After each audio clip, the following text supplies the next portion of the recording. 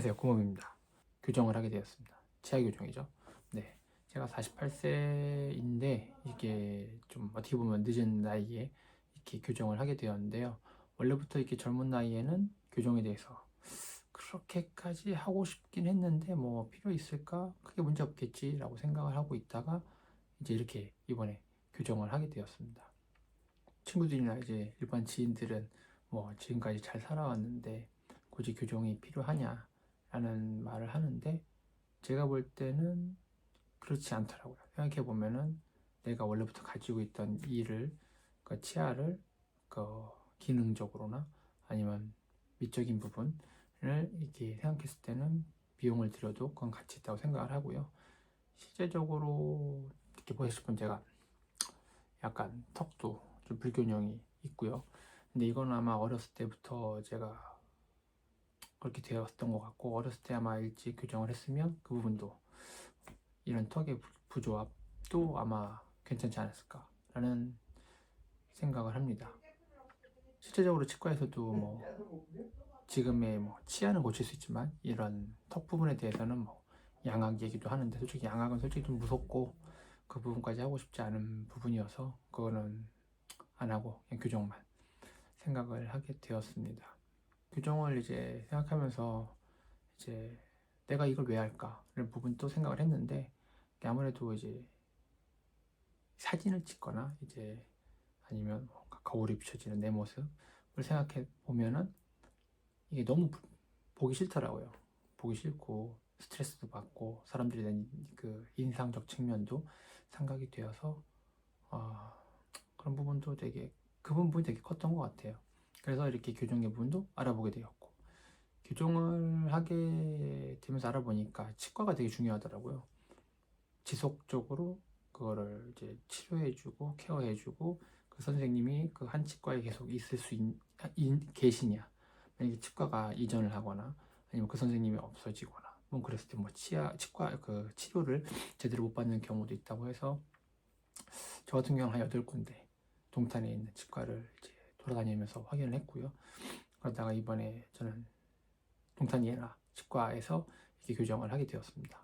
흔히 그 교정이다 그러면 브라켓 교정이 있고, 그 다음에 인비절라인 많이 하시죠. 그 부분은 또 알아봤는데, 브라켓 같은 경우는 뭐 기존 이렇게 브라켓과 와이어를 통해서 이제 틀을 잡아가지고 하는 건데, 이제 이 부분은 이제 치과를 자주 가야 되더라고요. 치과를, 왜냐면 브라켓이 떨어질 수도 있고 브라켓을 통해서 뭐 입안이 헐거나 이런 부분이 생길 수도 있고 그런 부분인데, 제가 이제 일본에 살다 보니까 사는 곳이 한국을 자주 왔다 갔다 할 수가 없더라고요.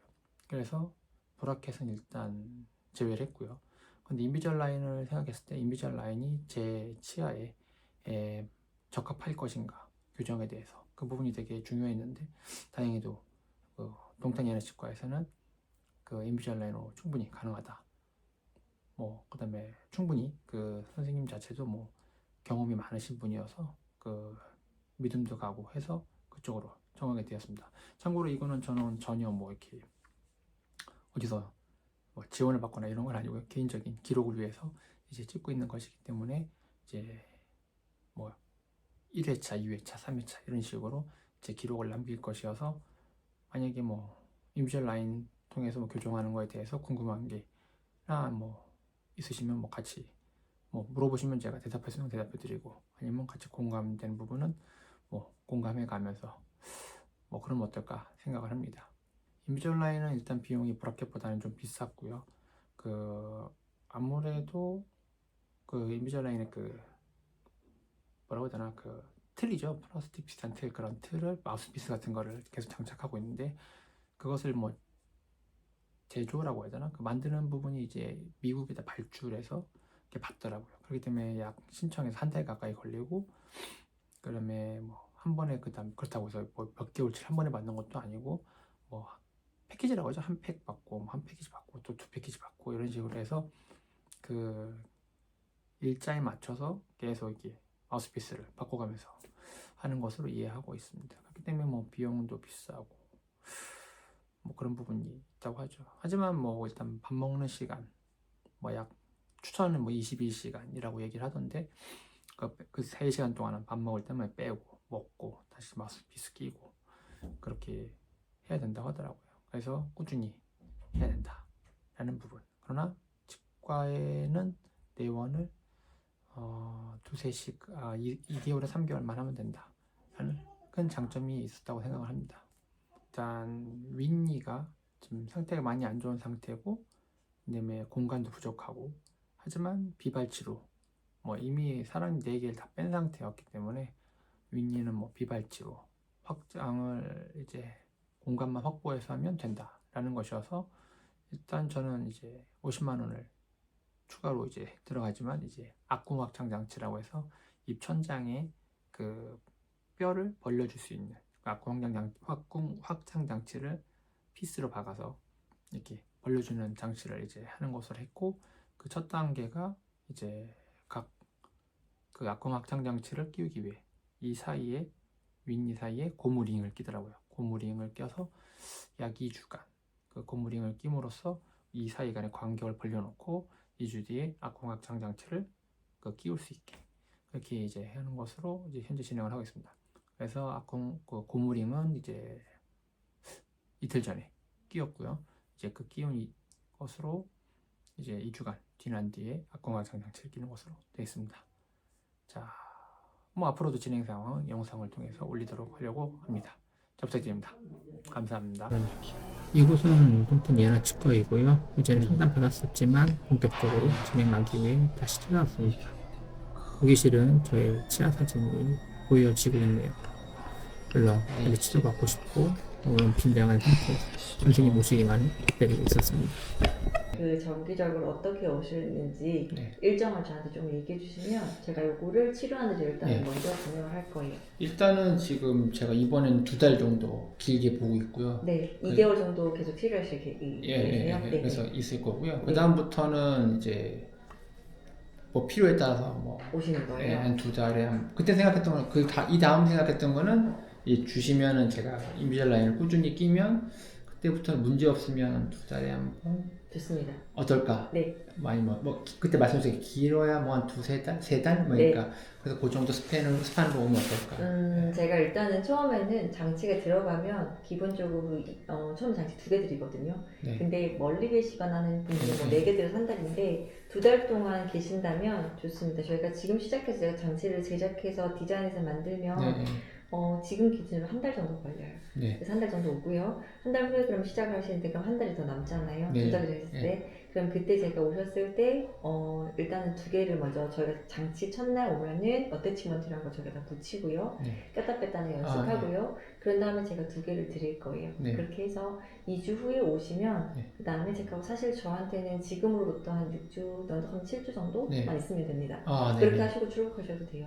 그렇게 하고 대신에 가실 때 제가 좀 드릴 건데 첫 달에는 2개 드리고 그 다음에는 제가 2달씩을 드리고 드리고 그 다음에 2달 후에는 괜찮다 하시면 3달 이렇게 되는데 제가 왜 여쭤보냐면 제가 디자인할 때 치료 계획 설계할 때 제가 단계 중간에 제가 뭔가가 오셨을 때 그냥 장치만 드리는 게 아니라 제가 해야 될 소실들이 몇 개가 있어요. 뭔가 펜을 심거나 이런 것들을 제가 어떤 단계에서 어디서 어떻게 할지를 제가 결정해야 되는데 일단 한국에 안 계시기 때문에 그 일정을 먼저 체크해야 되는 거고요.